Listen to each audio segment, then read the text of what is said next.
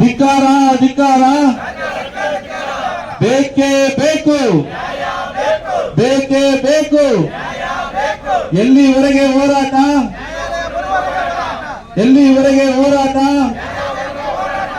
6ನೇ ಹೆಚ್ಚುವರಿ ಜಿಲ್ಲಾ ನ್ಯಾಯಾಲಯ ಬೇಕೇ ಬೇಕು, ಬೇಕೇ ಬೇಕು. ಬೋಲೋ ಭಾರತ್ ಮಾತಾ ಕಿ, ಬೋಲೋ ಭಾರತ್ ಮಾತಾ ಕಿ. 6ನೇ ಜಿಲ್ಲಾ ಮತ್ತು ಸತ್ರ ನ್ಯಾಯಾಲಯ ಮುಂಜೂರಾಗೋಗಿದೆ. ಮುಂಜೂರಾಗೋ ಪ್ರಶ್ನೆ ಇಲ್ಲ. ಅದರ ಜೊತೆಗೆ ಆ ಮಾನ್ಯ 6ನೇ ಅಪರ ಮತ್ತು ಜಿಲ್ಲಾ ನ್ಯಾಯಾಲಯ ನಡೆಯಲಿಕ್ಕೆ ಶಾಶ್ವತವಾದಂಥ ಒಂದು ಕಟ್ಟಡನೂ ಕೂಡ ನಮ್ಮ ತಾಲೂಕಿನಲ್ಲಿ ಇದೆ.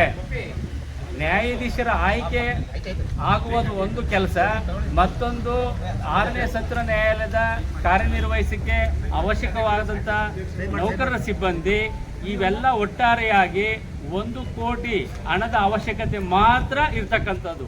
1 ಕೋಟಿ ಹಣವನ್ನು ರಾಜ್ಯ ಸರ್ಕಾರ ಮಂಜೂರು ಮಾಡಿದಂಥ ಸಂದರ್ಭದಲ್ಲಿ ನಮ್ಮ ತಾಲೂಕಿನಲ್ಲಿ 6ನೇ ಜಿಲ್ಲಾ ಮತ್ತು ಸತ್ರ ನ್ಯಾಯಾಲಯ ಕಾರ್ಯನಿರ್ವಹಿಸಲಿಕ್ಕೆ ಸಾಧ್ಯತೆ ಇದೆ. ಈಗಾಗಲೇ ಇರ್ತಕ್ಕಂಥ ಕಾರ್ಯಕಾರಿ ಮಂಡಳಿಯವರು ಈಗಾಗಲೇ 11 ಸಲ ಕರ್ನಾಟಕ ಸರ್ಕಾರದ ಮುಖ್ಯ ಕಾರ್ಯದರ್ಶಿಗಳನ್ನು ಮತ್ತು ಹಣಕಾಸು ಸಂಬಂಧಪಟ್ಟಂಥ ಕಾರ್ಯದರ್ಶಿಗಳನ್ನು ಭೇಟಿ ಮಾಡಿ ರಿಕ್ವೆಸ್ಟನ್ನು ಕೂಡ ಮನವಿಯನ್ನು ಕೂಡ ಸಲ್ಲಿಸಲಾಗಿದೆ. 11 ಸಲ ಮನವಿಯನ್ನು ಕೊಟ್ಟಿದ್ರೂ ಕೂಡ ಕರ್ನಾಟಕ ರಾಜ್ಯ ಸರ್ಕಾರ ಕೇವಲ 1 ಕೋಟಿ ಹಣವನ್ನು ಮಂಜೂರು ಮಾಡದೆ ನಿರ್ಲಕ್ಷ್ಯತೆಯನ್ನು ಮಾಡ್ತಾ ಇರ್ತಕ್ಕಂಥದ್ದು.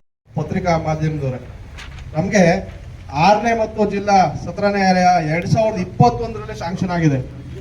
ಏನು 60-70 ಲಕ್ಷ ಏನು ಅಲ್ಲ. ಇವತ್ತು ಅಪೆಕ್ಸ್ ಬ್ಯಾಂಕ್ ಅಲ್ಲಿ 2000 ಕೋಟಿ ಹಗರಣ ಆಗದೆ, ಸರ್ಕಾರದವರು 1000 ಕೋಟಿ ಹೊಡಿತಾರೆ.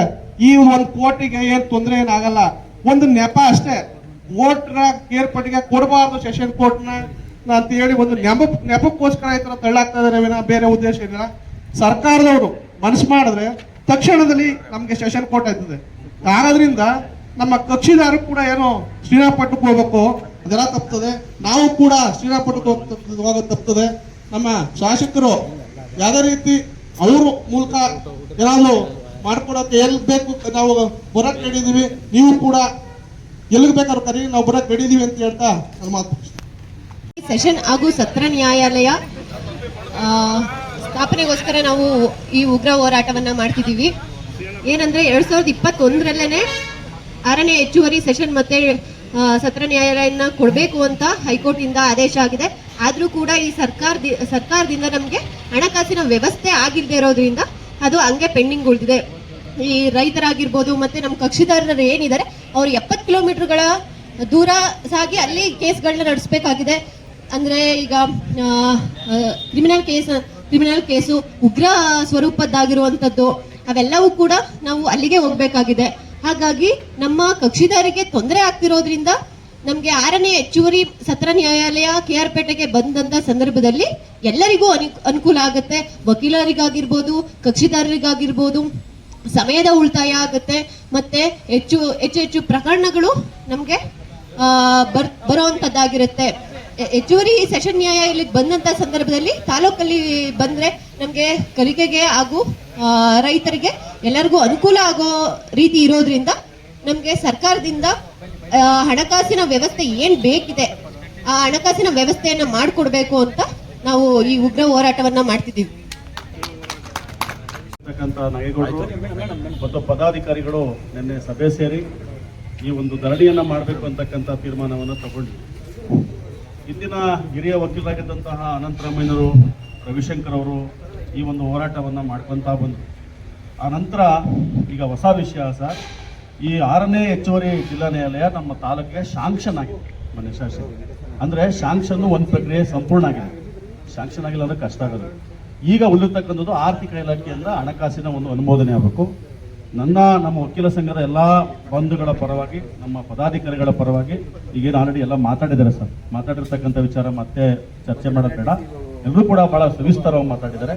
ನನ್ನ ಮನವಿ ಇಷ್ಟೇನೆ, ತಾವು ಶಾಸಕರಾಗಿದ್ದಂತಹ ಅವಧಿನಲ್ಲೇ ಈ ಒಂದು 6ನೇ ಹೆಚ್ಚುವರಿ ನ್ಯಾಯಾಲಯ ಕ್ಯಾರ್ಪೇಟೆಗೆ ಒಂದು ಶಾಂಕ್ಷನ್ ಆಗಿ ಅದು ಉದ್ಘಾಟನೆ ಆಯಿತು ಅಂದರೆ ಅದು ತಮಗೂ ಕೂಡ ಒಂದು ಶ್ರೇಯಸ್ಸು ಮತ್ತು ಹೆಸರು, ನಮ್ಮ ಸಂಘಕ್ಕೂ ಒಂದು ಹೆಮ್ಮೆ ಅಂತಕ್ಕಂಥ ವಿಚಾರ ಒಂದು.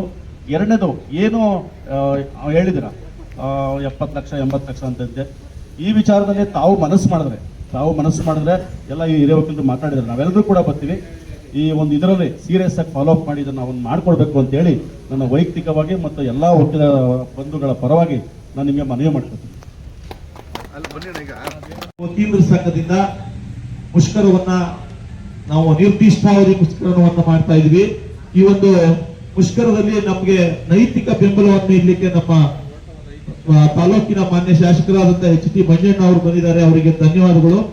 ಈ ಒಂದು ಮುಷ್ಕರದಲ್ಲಿ ಭಾಗವಹಿಸಿರ್ತಕ್ಕಂಥ ಎಲ್ಲ ನನ್ನ ವಕೀಲ ಮಿತ್ರರೇ, ಈ ದಿನ ನಾವು ಮಾನ್ಯ ಶಾಸಕರಲ್ಲಿ ಮನವಿ ಮಾಡೋದೇನಪ್ಪಾ ಅಂದ್ರೆ, ನಾವು ಯಾವ ಉದ್ದೇಶಕ್ಕೆ ಈ ಮುಷ್ಕರನ ಮಾಡ್ಕೊಂಡಿದ್ದೀವಿ ಅಂದ್ರೆ, ಈ ಇಡೀ ಮಂಡ್ಯ ಡಿಸ್ಟಿಕ್ ಅಲ್ಲಿ ಹೆಚ್ಚು ಕ್ರಿಮಿನಲ್ ಪ್ರಕರಣಗಳು ಅಂದ್ರೆ ಘೋರ ಅಪರಾಧಗಳು ಏನಿದಾವೆ ಅವು ಹೆಚ್ಚು ಪ್ರಕರಣಗಳು ನಮ್ಮ ನ್ಯಾಯಾಲಯದಲ್ಲೇ ಇರೋದು. ಆದ್ರಿಂದ ಏನ್ ಮಾಡ್ತದೆ ಹೈಕೋರ್ಟ್ ನಮಗೆ ಒಂದು 6ನೇ ಹೆಚ್ಚುವರಿ ಜಿಲ್ಲಾ ಮತ್ತು ಸತ್ರ ನ್ಯಾಯಾಲಯನ ಮಂಜೂರು ಮಾಡಬೇಕು ಅಂತ ಮಾಡ್ತದೆ. 2021ನೇ ಇಸ್ವಿಲೇ ಮಂಜೂರು ಮಾಡಿದೆ. ಆದ್ರೆ ಅದು ಆರ್ಥಿಕ ಇಲಾಖೆಯಿಂದ ನಮಗೆ ಹಣಕಾಸು ಬಿಡುಗಡೆ ಆಗಿಲ್ಲ. ಈ ಬಗ್ಗೆ ನಾವು ಸುಮಾರು 16 ಬಾರಿ ಬೆಂಗಳೂರಿಗೆ ಸುತ್ತಿದೀವಿ. ತಾವು ಸಹ ಅದಕ್ಕೆ ಸಹಕಾರ ಮಾಡಿದಿರಿ. ಒಂದಿನ ನಮ್ಮ ಜೊತೆನೂ ಬಂದಿದ್ದೀರಿ. ಆದ್ರೆ ಈ ಬಗ್ಗೆ ಮುಖ್ಯಮಂತ್ರಿಗಳು ಯಾವುದೇ ಕ್ರಮ ಕೈಗೊಳ್ತಾ ಇಲ್ಲ. ಇದರಿಂದ ತಾವು ಏನಾದ್ರೂ ಮಾಡಿ ಸದನದಲ್ಲಿ ಧ್ವನಿ ಎತ್ತಬೇಕು. ಜೊತೆಗೆ ಈಗ ಬಜೆಟ್ ಅಲ್ಲಿ ಏನಾದ್ರೂ ಮಾಡಿ ಅದಕ್ಕೆ ಮಂಜೂರು ಮಾಡಿಕೊಟ್ರೆ ನಮ್ಗೆ ಬಹಳ ಅನುಕೂಲ ಆಯ್ತದೆ. ದಯಮಾಡಿ ಸಹಕರಿಸಬೇಕು ಅಂತ ತಮ್ಮನ್ನ ಕೇಳ್ಕೊತಾ ಇದ್ವಿ. ಕಡ್ಡಾಯವಾಗಿ ಮಾಡಿಕೊಡ್ಲೇಬೇಕು ಅನ್ನೋ ಒಂದು ಕಡ್ಡಾಯದ ಒತ್ತಾಯವನ್ನ ಸಂಬಂಧಪಟ್ಟ ಆರ್ಥಿಕ ಇಲಾಖೆಯ ಪ್ರಧಾನ ಕಾರ್ಯದರ್ಶಿಗಳಿಗೂ ಮನವಿ ಮಾಡ್ತೀವಿ. ಮಾನ್ಯ ಕಾನೂನು ಮತ್ತು ಸಂಸದೀಯ ವ್ಯವಹಾರ ಸಚಿವರಿಗೂ ಸಹ ಮನವಿ ಮಾಡ್ತೀವಿ. ಆರ್ಥಿಕ ಇಲಾಖೆ ವತಿಯಿಂದ ಮುಖ್ಯಮಂತ್ರಿಗಳಿಗೂ ಸಹ ಮನವಿ ಮಾಡ್ತೀವಿ. ನಿಮ್ ಜೊತೆ ನಾವು ಇರ್ತೀವಿ ಅನ್ನೋ ಮಾತನ್ನ ಸಂದರ್ಭ ಹೇಳ್ತಾ ನಮ್ಮ ನಾಗರಾಜಣ್ಣ ಹೇಳಿದ್ರು, ತಾವು ನಾನು ಗುರುವಾರ ಶುಕ್ರವಾರ ಕಡ್ಡಾಯವಾಗಿ ಹೋಗ್ತೀನಿ. ನೀವು ಯಾರು ಎಷ್ಟು ಜನ ಬರ್ತೀರಿ ಬನ್ನಿ, ನಿಮ್ ಜೊತೆ ನಾನು ಹೋಗೋಣ. ಒಂದ್ ವೇಳೆ ಆಗೋ ಹೋಗೋಣ, ಒಂದ್ ವೇಳೆ ಆಗ್ಲಿಲ್ಲ ಅಂತಂದ್ರೆ ಪುನಃ ಬಜೆಟ್ ಟೈಮಲ್ಲಿ ಹೋಗಿ ಸಣ್ಣ ಅಮೌಂಟ್ ಆಗೋದ್ರಿಂದ 65-70 ಲಕ್ಷ ಸರ್ಕಾರಕ್ಕೆ ಏನೇನೂ ಅಲ್ಲ, ಹೊರೆಯಲ್ಲ. ಅದು ಆ ಕಾರಣ ಕೊಡೋದೇ ಅಲ್ಲ. ನಾವು ಹೇಳಿದ ಹಾಗೆ ಸುಮಾರು 75 ಯಾಕೋ ದಿವಸ ನಾವು 75 ಕಿಲೋಮೀಟರ್ ಹೋಗ್ಬೇಕು, 68-70 ಕಿಲೋಮೀಟರ್ ಹೋಗ್ಬೇಕು ಮಂಡ್ಯಕ್ಕೆ. ಹಾಗಾಗಿ ನಮ್ಮ ಜಿಲ್ಲೆಯ ಬಾಡ್ರು ತಾಲೂಕು ನಮ್ದು. ತಾವೆಲ್ಲ ಏನು ಅತ್ಯಂತ ಹೆಚ್ಚು ಕ್ರಿಮಿನಲ್ ಪ್ರಕರಣಗಳು ನಮಗೆ ಇರೋದ್ರಿಂದ ನೇರವಾಗಿ ಇಲ್ಲಿ 6ನೇ ಸಶಸ್ತ್ರ ನ್ಯಾಯಾಲಯ ಕೊಟ್ರೆ ನಮ್ಗೆ ರೈತರು ಸಹ ಅಲ್ಲಿಗೆ ಅಲಿಯೋದು ತಪ್ಪುತ್ತೆ. ನಮಗೂ ಸಹ ಇಲ್ಲಿ ಎಲ್ರಿಗೂ ಏನು ಇದ್ದಂತ ಕಾನೂನು ಏನು ನ್ಯಾಯವಾದಿಗಳಿಗೂ ಸಹ ಪೂರ್ಣ ಪ್ರಮಾಣದ ಒಂದು ಸರ್ವಿಸ್ ನ ಮಾಡ್ಲಿಕ್ಕೆ ಒಂದು ಅವಕಾಶ ಆಗುತ್ತೆ. ಒಂದು ನ್ಯಾಯಯುತವಾದ ಬೇಡಿಕೆ ಇದೆ.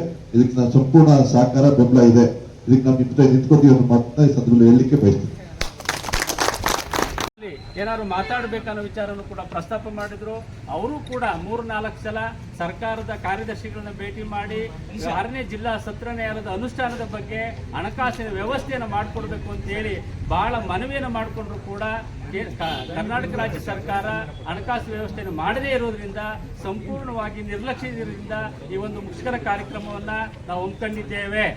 6ನೇ ಜಿಲ್ಲಾ ಸತ್ರ ನ್ಯಾಯಾಲಯ ಅನುಷ್ಠಾನ ಆದ ಸಂದರ್ಭದಲ್ಲಿ ನಮ್ಮ ಕಕ್ಷಿದಾರರಿಗೆ ಎಷ್ಟು ಅನುಕೂಲ ಆಗ್ತಕ್ಕಂಥದ್ದು ಬಹುಮುಖ್ಯವಾದಂಥ ವಿಷಯ. ನಮ್ಮ ತಾಲೂಕು ಈ ಜಿಲ್ಲೆಯ ಕೊನೆ ಭಾಗದಲ್ಲಿದ್ದು ಮತ್ತು ಕಕ್ಷಿದಾರ ಬಂಧುಗಳು ವ್ಯವಸಾಯವನ್ನೇ ನಂಬಿ ಜೀವನವನ್ನು ನಿರ್ವಹಿಸ್ತಾ ಇರೋದ್ರಿಂದ, ಆರ್ಥಿಕ ಸಂಕಷ್ಟದಲ್ಲಿರೋದ್ರಿಂದ ಈ 6ನೇ ಜಿಲ್ಲಾ ಮತ್ತು ಸತ್ರ ನ್ಯಾಯಾಲಯ ಸ್ಥಾಪನೆ ಆದಂಥ ಸಂದರ್ಭದಲ್ಲಿ ಕಕ್ಷಿದಾರ ಬಂಧುಗಳು 70 ಕಿಲೋಮೀಟರ್ ಮಂಡ್ಯಕ್ಕೆ ಹೋಗಿ ನ್ಯಾಯಾಲಯಕ್ಕೆ ಹೋಗಿ ಸಮಯ ಹಾಳಾಗುವುದರ ಜೊತೆಗೆ ಆರ್ಥಿಕ ಸಮಸ್ಯೆ ಉಂಟಾಗಬಾರದು ಅನ್ನೋ ಉದ್ದೇಶದಿಂದ ನಾವು 6ನೇ ಜಿಲ್ಲಾ ಸತ್ರ ನ್ಯಾಯಾಲಯ ಅನುಷ್ಠಾನದ ಬಗ್ಗೆ ಒಂದು ಗಂಭೀರವಾದಂಥ ಮುಷ್ಕರ ಕಾರ್ಯಕ್ರಮವನ್ನು ಇವತ್ತು ಹಮ್ಮಿಕೊಂಡಿದ್ದೇವೆ. ಆ ಕಾರಣದಿಂದಾಗಿ ಎಲ್ಲ ಪತ್ರಿಕಾ ಮಾಧ್ಯಮದವರು ಈ ನಮ್ಮ ಏನು ಮುಷ್ಕರ ಒಂದು ಕಾರ್ಯಕ್ರಮವನ್ನು ಹಮ್ಮಿಕೊಂಡಿದ್ದೀವಿ ಅದನ್ನು ಸರ್ಕಾರದ ಮಟ್ಟಕ್ಕೆ ತಲುಪಿಸ್ತಕ್ಕಂಥ ಪ್ರಯತ್ನವನ್ನು ಕೂಡ ಮಾಡಬೇಕಾಗಿದೆ.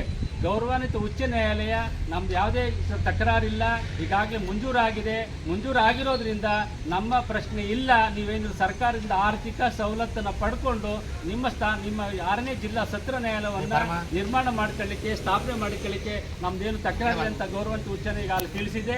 ಈ ಎಲ್ಲ ಅಂಶಗಳನ್ನು ಕೂಡ ಈಗಾಗಲೇ ಕರ್ನಾಟಕ ರಾಜ್ಯ ಸರ್ಕಾರಕ್ಕೆ ತಿಳಿಸಲಾಗಿದೆ. ಅದನ್ನು ಸಂಪೂರ್ಣವಾಗಿ ನಿರ್ಲಕ್ಷ್ಯೆ ಮಾಡಿರೋದ್ರಿಂದ ನಾವು ಈ ಮುಷ್ಕರ ಕಾರ್ಯಕ್ರಮವನ್ನು ಹಮ್ಮಿಕೊಂಡಿದ್ದೇವೆ. ಮತ್ತೆ ನಾರಾಯಣಗೌಡರು ಮಾಜಿ ಶಾಸಕರು ಮತ್ತೆ KP ಚಂದ್ರಶೇಖರ್ ಅವರು ಈ ಬಿಲ್ಡಿಂಗ್ ತರೋದಕ್ಕೆ ಮತ್ತೆ ಅಲ್ಲಿ ಆ ಹೆಚ್ಚುವರಿ ನ್ಯಾಯಾಲಯ ತರೋದಕ್ಕೆ ಸಾಕಷ್ಟು ಅವಕಾಶ ಶ್ರಮ ಪಟ್ಟಿದ್ದಾರೆ. ಅವ್ರನ್ನ ಕರ್ಕೊಂಡೋಗಿ ನಾವು ಹೇಳಿಸ್ತಂಥ ಸಂದರ್ಭದಲ್ಲಿ ಮಾನ್ಯ ಅನಂತರಾಮಯ್ಯನವರ ನೇತೃತ್ವದಲ್ಲಿ ಸಿದ್ದರಾಮಯ್ಯನವರು ಈ ಸ್ಪೀಕರ್ ಸಾಹೇಬರ ಮುಖ ನೋಡ್ತಿದ್ದಂಗೆ ಸ್ಪೀಕರ್ನ ಮುಖ ನೋಡ್ತಿದ್ದಂಗೆ ಏನ್ರಿ ಬೇಕು ಅಂದ್ರೆ ಹಿಂಗೆ ನ್ಯಾಯಾಲಯಗಳು ಬೇಕಾಗಿದೆ ಸರ್, ನಮ್ಮಲ್ಲಿ ಪ್ರಕರಣಗಳ ಸಂಖ್ಯೆ ಜಾಸ್ತಿ ಆಗಿದೆ, ಅಲ್ಲೇ ಒಂದು ಲೆಟರ್ ಕೊಟ್ಟರು, ಹಣಕಾಸು ಇಲಾಖೆ ತಗೊಂಡು ಕೊಡಿ ಅಂತೇಳಿ ಅನುಮೋದನೆ ಆಯಿತು. ಅಲ್ಲೇ 18 ಕೋಟಿ ಒಟ್ಟು ಬಿಡುಗಡೆ ಆಗಿತ್ತು. ಆ ಸಂದರ್ಭದಲ್ಲಿ 18 ಕೋಟಿ ಆದಂಥ ಸಂದರ್ಭದಲ್ಲಿ ಈ ಬಿಲ್ಡಿಂಗ್ಗಳೆಲ್ಲ ಆದವು. ನಾವು ಇವತ್ತು ಮಂಜಣ್ಣವ್ರನ್ನ ಬಹುಶಃ ಯಾರು ಕೇಳಿಲ್ಲ ಅಂತ ಭಾವಿಸಿದ್ದೀನಿ. ಯಾಕೆಂದರೆ ಅವರು ಇಲ್ಲಿ ಗೊತ್ತಾದ ತಕ್ಷಣ ಓಡ್ಬಂದಿದ್ದಾರೆ ಅಂದರೆ ಅವರ ಕಾಳಜಿ ಏನು ಅನ್ನೋದು ಈ ತಾರಾಪುರಕ್ಕೆ ನಮ್ಗೆ ಗೊತ್ತಾಗುತ್ತೆ. ಯಾಕೆಂದರೆ ನನಗೆ ತಿಳಿದ ಮಟ್ಟಿಗೆ ಇಷ್ಟು ಬೇಗ ಓಡ್ಬರ್ತಾರೆ ಅಂತ ನಾವು ಭಾವಿಸೋದಿಲ್ಲ. ಹಾಗಾಗಿ ನಾವು ವಕೀಲರೆಲ್ಲ ಸೇರಿ ಮಂಜಣ್ಣನವರ ನೇತೃತ್ವದಲ್ಲಿ ಅವರ ಮುಖ್ಯಮಂತ್ರಿಗಳು ನಾಳೆ ಬಜೆಟ್ ಮಂಡಿಸೋದಕ್ಕೆಲ್ಲ ತಯಾರು ಮಾಡ್ಕೊತಿದ್ದಾರೆ. ಈ ಸಂದರ್ಭದಲ್ಲಿ ನಮಗೆ 45 ಲಕ್ಷ ರೂಪಾಯಿ ವರ್ಷಕ್ಕೆ ನಮಗೆ ಬೇಕಾಗಿದೆ ಹಣಕಾಸಿನ ವ್ಯವಸ್ಥೆ.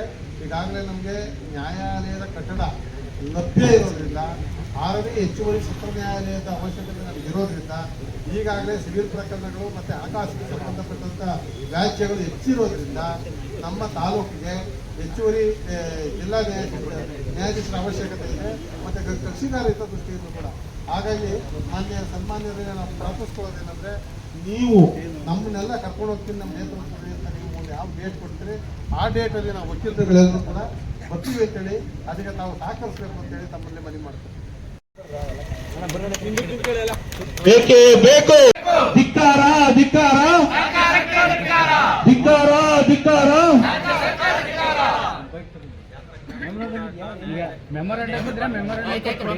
ಧಿಕ್ಕಾರ ಧಿಕ್ಕಾರ ಧಿಕ್ಕಾರ ಧಿಕ್ಕಾರ.